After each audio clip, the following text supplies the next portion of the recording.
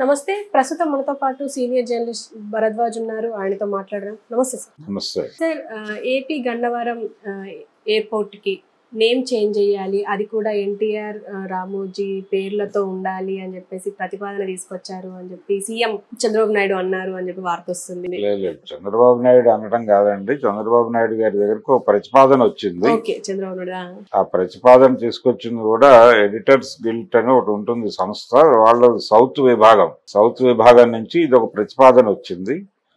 అంటే రామోజీరావు గారు media legend గా అందరూ గుర్తిస్తున్నారు. ఆయనకి దాదాపు భారతరత్న ఇవ్వాలి అనేటువంటి డిమాండ్ కూడా ముందుకొచ్చి ఉంది. ఈ మధ్య కాలంలోనే ఆయన కన్ను మూశారు. కాబట్టి ఆయన లెగసీ, ఆయనకి గుర్తింపు ఇవ్వాలి. ఆయన ఆ ప్రాంతానికి చెందినవాడే కాబట్టి ఆయన పేరు ఉండాలి అనేది వాళ్ళ మొదటి ఆలోచన కావచ్చు. అయితే ఎన్టీఆర్ పేరు జోడిస్తే కొంత పొలిటికల్గా పనవుతుంది అనే ఉద్దేశంతో ఎన్టీఆర్ కూడా ఆ ప్రాంతానికి చెందినవాడే కాబట్టి ఆయనది పామర్రు దగ్గర ఎన్టీఆర్ది, ఈయనది కొంచెం యువతల. ఈయన కూడా గుడివాడ ప్రాంతానికి దగ్గర వాడే. రామోజీరావు గారు కూడా పెద్దపారుపూడి అనేది గుడివాడ దగ్గర ప్రాంతమే. ఈయన కూడా ఆ ప్రాంతానికి చెందినవాడే కాబట్టి వీళ్ళిద్దరి పేర్లు కలిపి గన్నవరం ఎయిర్పోర్ట్కి పెట్టేస్తే బాగుంటుంది అనే ఒక అభిప్రాయానికి వచ్చి, అంటే తెలుగువారి జీవితాలతో రాజకీయంగా పెనవేసుకుపోయినటువంటి ఎన్టీఆర్, అలాగే పత్రిక అనగానే లేదు దినపత్రిక అనగానే చాలామందికి ఒక జనరేషన్ ఈనాడే దినపత్రికగా మారిపోయినటువంటి ఒక సందర్భాన్ని కల్పించినటువంటి వ్యక్తిగా రామోజీరావు పేరు ఆ ఎయిర్పోర్ట్కి పెడితే బాగుంటుంది, ఇలా ఎన్టీఆర్ రామోజీ పేరు పెడితే బాగుంటుంది అనే ప్రతిపాదన వారు చంద్రబాబు నాయుడు గారికి ముందుకు తీసుకెళ్లారు. ఇంకా ఆయన స్పందన తెలియజేయలేదు. మేబీ పాజిటివ్గా చేయొచ్చు, రావచ్చు కూడా, నిర్ణయం రావచ్చు. అంటే ఎన్టీఆర్ రామోజీ అని పేరుతో గన్నవరం ఎయిర్పోర్ట్ని ఇక్కడి నుంచి పిలుచుకోవాల్సిన పరిస్థితి వస్తే రావచ్చు. అయితే అసలు ఈ డిమాండ్ని అట్నుంచి పంపు చేసింది కూడా వాళ్ళే అయి ఉండొచ్చు కూడా. ఆమోదిద్దాం, అట్నుంచి వస్తే ఆమోదిద్దాం అనే ఉద్దేశంతో కూడా చేసి ఉండొచ్చు. ఎందుకంటే రామోజీరావు గారు చనిపోయినప్పుడు చంద్రబాబు నాయుడు గారు చాలా తల్లడిల్లిపోయాడు. ఆ వీడియోలు చూసాం మనం. ఆయన తీవ్రంగా బాధపడ్డాడు. ఒక రకంగా ఎన్టీఆర్ని 94లో ఆయన గెలిచిన తర్వాత ఆగస్టు సంక్షోభంలో రామారావు గారిని పదవి నుంచి తప్పించడంలో ఒక రకంగా చంద్రబాబుకి క్రియాశీలకంగా సహకరించిన వాళ్ళలో రామోజీరావు గారు కూడా ఉన్నారు అనేది చాలామందికి తెలిసిన విషయమే. అంటే మార్కెట్ ఎకానమీ ప్రవేశించిన రోజుల్లో మార్కెట్ ఎకానమీకి తగిన నిర్ణయాలు తీసుకునే ముఖ్యమంత్రి కాకుండా మార్కెట్ ఎకానమీకి భిన్నమైనటువంటి అభిప్రాయాలు కలిగిన ముఖ్యమంత్రిగా ఎన్టీ రామారావు గారు ఉన్నాడు అప్పుడు. కాబట్టి సంపూర్ణ మద్యపాన నిషేధం ఫైల్ మీద మొండిగా సంతకం పెట్టాడు ఆయన. అక్కడితో ఆగలేదు. ఇక్కడ ఉన్నటువంటి షుగర్ ఫ్యాక్టరీల వాళ్ళకి ఆ మొలాసిస్ నుంచి వచ్చేటువంటి, అంటే ఈ లిక్కర్కి వాడేటువంటి పదార్థం, దానికి సంబంధించినటువంటి పరిశ్రమలు కూడా మన రాష్ట్రంలో ఉండొద్దు అని చెప్పి ఉమ్మడి ఆంధ్రప్రదేశ్ నుంచి ఆ పరిశ్రమలకు సంబంధించిన లైసెన్సులు కూడా రెన్యువల్ చేయకుండా తొలగించాడు ఆయన ఎన్టీఆర్. డిస్టిలరీస్ ఇలాంటివి కూడా ఏమీ ఉండద్దు ఇక్కడ, మద్యపానానికి సంబంధించిన ఏ రకమైనటువంటి ఇది ఇక్కడ ఉండద్దు అని పంపించాడు. ఆ రోజుల్లో స్మగుల్ అయ్యేవి, రకరకాల పద్ధతుల్లో తాగేవాళ్ళు. ఇలా ఒక సంపూర్ణ మద్యపాన నిషేధం అమలు చేయటం ద్వారా ఎన్టీఆర్ తన ప్రోగ్రాముని చెప్పాడు ప్రపంచానికి, నేను యాంటీ మార్కెట్ అని. ఈ యాంటీ మార్కెట్ సెంటిమెంట్తో ఇక్కడ పెట్టుబడులు ఎలా వస్తాయి అనే ప్రశ్న ముందుకు తీసుకురావడం ద్వారా పెట్టుబడుల, అంటే ఒక రకంగా పెట్టుబడులు పుట్టించినటువంటి ముఖ్యమంత్రి చంద్రబాబు నాయుడు. మార్కెట్ అవసరం ఆ రోజున ఎన్టీ రామారావుని పక్కకి తప్పించడం అనేది, ఈ అవసరాన్ని అనుసంధానం చేసి చంద్రబాబు గారిని ముందుకు నడిపించినటువంటి శక్తులలో రామోజీరావు గారు కూడా ప్రముఖుడు. ఆ విధంగా రామారావు గారి రాజకీయ ప్రవేశం రోజు నుంచి రామోజీరావు గారి అనుబంధం ఎన్టీఆర్తో చూస్తే నిజంగానే ఆయన పార్టీ పెట్టాలి అనుకున్నప్పటి నుంచి ఆ పార్టీకి ఒక రకంగా తను సపోర్ట్ చాలా బలంగా ఇచ్చాడు. అంటే కాంగ్రెస్ పార్టీని రాష్ట్రంలో కూకటి వేళ్లతో పెకలించవచ్చు, ఒక అద్భుతమైనటువంటి అవకాశం వచ్చింది. ఇది ఎన్టీఆర్కి విపరీతమైన జనాకర్షణ ఉంది, జనాలు ఆయన ఏది చెప్తే అది వినేటువంటి కండిషన్ ఉంది. దీన్ని మనం జాగ్రత్తగా ఛానలైజ్ చేస్తే కాంగ్రెస్ పార్టీని దించటం అనేది పెద్ద ఇష్యూ కాదు అని ఎన్టీఆర్ కంటే కూడా రామోజీరావుకి ఎక్కువ నమ్మకం ఉంది. ఎన్టీఆర్ కూడా చివరిలో ఆయన 82లో పార్టీ పెట్టిన తర్వాత జరిగిన మొదటి ఎన్నికల పోలింగ్ ముగిసిన తర్వాత ఆయన ఒక అభిప్రాయాన్ని వెల్లడించాడు. మేము ఒక బలమైన ప్రతిపక్షాన్ని రుచి చూపించబోతున్నాం ఈ రాష్ట్రంలో కాంగ్రెస్ పార్టీకి అన్నాడు ఆయన. అంతే తప్ప నేను గెలిచి ముఖ్యమంత్రిని అవ్వబోతున్నానని చెప్పలా. కానీ ఈనాడు రామారావు గారే ముఖ్యమంత్రి కాబోతున్నాడని చెప్పింది. ఇంత తేడా ఉండేది వాళ్ళ మధ్య, రామోజీ ఎన్టీఆర్ల మధ్య.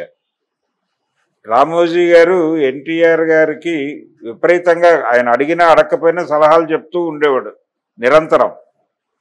ఇది ఇప్పటికీ యూట్యూబ్లో దొరికేటువంటి ఒక వీడియో ఉంది. వడ్డే శోభనాద్రీశ్వరరావు గారి ఇంట్లో జరిగినటువంటి ఒక పెళ్లికి ఎన్టీఆర్ హాజరయ్యాడు. తర్వాత రోజుల్లో చంద్రబాబు గారి దగ్గర వ్యవసాయ శాఖ మంత్రిగా పనిచేశాడు ఆయన. పార్లమెంటేరియన్, విజయవాడ నియోజకవర్గం నుంచి పార్లమెంట్కి వెళ్ళిన తెలుగుదేశం నాయకుడు. వడ్డే శోభనాద్రీశ్వరరావు గారి ఇంట్లో జరిగిన ఒక వివాహానికి ఎన్టీ రామారావు గారు హాజరైన సందర్భంలో ఆ వీడియో చూస్తే అర్థమవుతుంది. అంటే రామోజీరావు గారు ముందే ఉంటారు, అక్కడ ఉండి గేటు వైపే చూస్తూ ఉంటాడు ఆయన.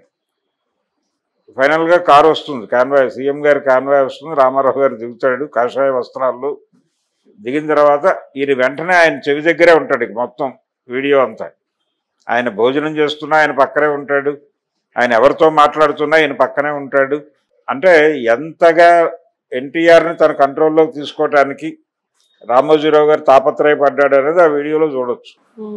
ఇంతగా అంటే తెలుగుదేశం గెలుపుగా చూడలేదు నిజానికి. అంటే ప్రపంచం అంతా తెలుగుదేశం గెలుపుగా భావించింది అప్పుడు. ఏది 83 జనవరిలో రామారావు గారు ముఖ్యమంత్రిగా ప్రమాణ స్వీకారం చేసినటువంటి సందర్భం తెలుగుదేశం గెలుపుగా ప్రపంచం అనుకుంది. కానీ ఈనాడు సంస్థల్లో పనిచేసేవాళ్ళు, ఈనాడు గ్రూప్లో పనిచేసేవాళ్ళు, వాళ్ళు ఈనాడు విజయంగానే భావించారు. దాన్ని రామోజీరావు గారు అలాగే అనుకోమని చెప్పాడు వాళ్ళు, ఇది మన విజయం అన్నాడు ఆయన.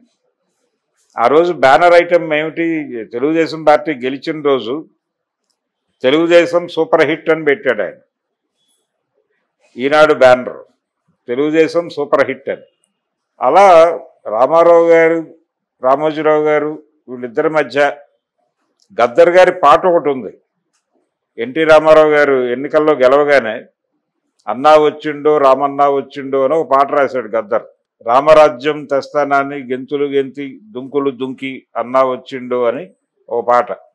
అందులో రామారావు రామోజీరావు ఆకులు పోకలు అందించుకున్నారని ఒక వాక్యం ఉంటుంది.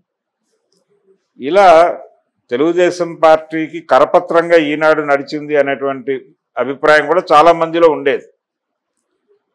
ఈనాడు వలన తెలుగుదేశం పార్టీ రిపీటెడ్గా గెలుస్తోంది అనే అభిప్రాయం కాంగ్రెస్ అధిష్టానంలో ఉంది అనే వార్త కూడా చాలా మందికి తెలిసిన విషయమే.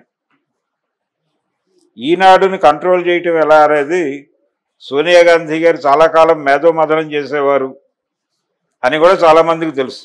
ఇటువంటి పరిస్థితుల్లో ఎన్టీఆర్ రామోజీ మధ్య వాళ్ళిద్దరి పేర్లు కలిపి ఆ ఎయిర్పోర్ట్కు పెట్టడం అనేది కొంచెం విచిత్రమైన వ్యవహారం.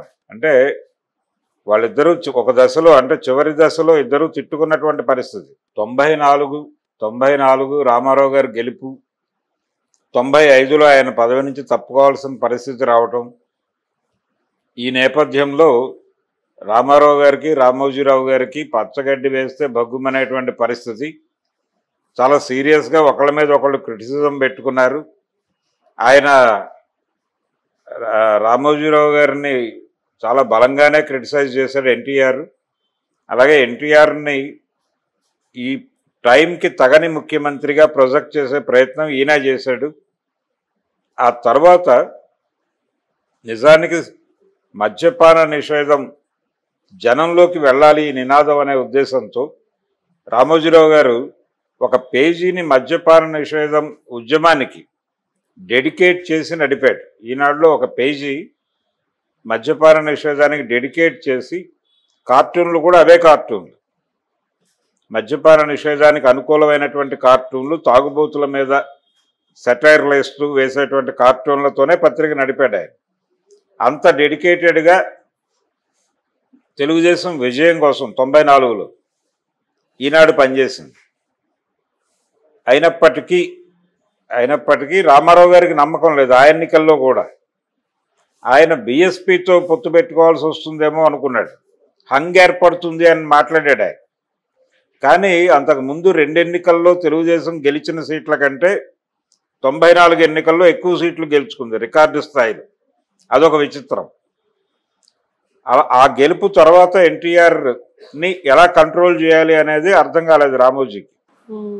ఆయన తీసుకున్న నిర్ణయాలు ప్రో మార్కెట్ లేవు, యాంటీ మార్కెట్ ఉన్నాయి. కాబట్టి ఎన్టీఆర్ని టోటల్గా పంపించేయటం మంచిది అని ఒక ప్రయోగం, అంటే ఒక రకంగా పెట్టుబడిదారులు ఎలా రామారావుని తప్పించాలి అనుకుంటున్న దశలో వీళ్ళందరూ కూడా సహకరించారు. వాళ్ళకి సహకరించి చంద్రబాబు గారు మాత్రమే చేయగలది అని ఒక పిక్చర్ కల్పించి ఫైనల్గా చంద్రబాబు గారితో ఎన్టీ రామారావు గారిని పక్కకి తప్పించారు పదవిలోంచి. తర్వాత ఆయన ఆగస్టులో పదవి పోయింది, సెప్టెంబర్, అక్టోబర్, నవంబర్, డిసెంబర్లో ఆయన జనవరిలో కన్ను మూశారు 4-5 నెలల్లో.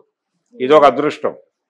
చంద్రబాబు నాయుడుకి కలిసి వచ్చిన వాటిలో రామారావు గారు అంత తొందరగా కన్ను మూయటం కూడా కలిసి వచ్చింది. పార్లమెంట్ ఎన్నికల లోపే, పార్లమెంట్ ఎన్నికల్లో కంటెస్ట్ చేసి చంద్రబాబు నాయుడిని ఇబ్బంది పెడదామని అనుకున్నాడు ఆయన రామారావు గారు. కానీ అక్కడ దాకా లేడే. ఆయన కన్ను మూయటం అనేది ఒక రకంగా వీళ్ళందరికీ కలిసి వచ్చిన అంశమే. అలా ఏ రోజున రామోజీరావు ఒకే అభిప్రాయంతో అయితే లేరు. ఎవరి ఆలోచనలు వారివి, ఎవరి గోల వారిది. రామారావు గారి ఆలోచన విధానం ఆయనది, ఈయన ఆలోచన విధానం ఈయనది, ఈయన స్కీములు ఈయనవి, రామోజీ స్కీములు. 3-4 సందర్భాల్లో ఒకళ్ళ మీద ఒకళ్ళు విమర్శలు చేసుకున్నటువంటి చరిత్ర ఉంది వాళ్ళకి. పర్టికులర్గా రామారావు గారు కన్ను మూయటానికి ముందు రామారావు గారికి వ్యతిరేక శిబిరంలో రామోజీరావు ఉన్నాడు. రామారావు గారిని పదవి తప్పించడంలో ఆయన పాత్ర కూడా ఉంది. ఇటువంటి సందర్భంలో వీళ్ళిద్దరి పేర్లు కలిపి ఆ ఎయిర్పోర్ట్కు పెట్టడం అనేది విచిత్రమైనటువంటి సందర్భమే. ఒక రకంగా విచిత్రమైన సందర్భం. పెడితే పెట్టచ్చు. అంటే ప్రస్తుతం తెలుగుదేశం అధినాయకుడిగా ఆయన్ని గౌరవిస్తున్నారు చంద్రబాబు నాయుడు గారు, రామారావు గారిని.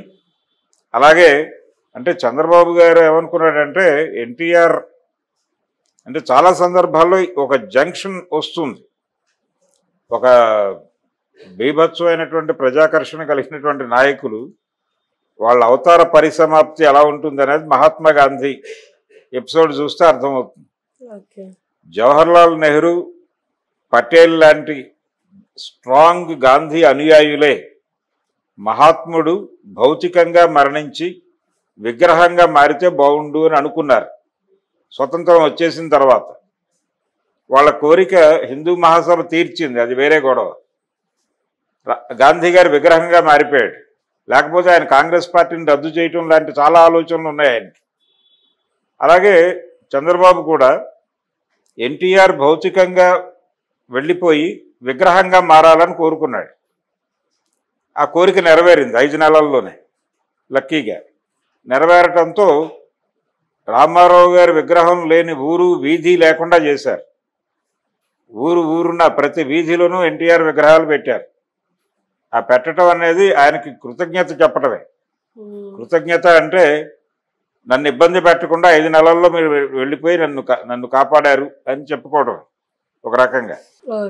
అలా విగ్రహంగా మార్చేశారు ఎన్టీఆర్ని విగ్రహంగా మార్చడంలో రామోజీరావు గారి కృషి కూడా ఉంది.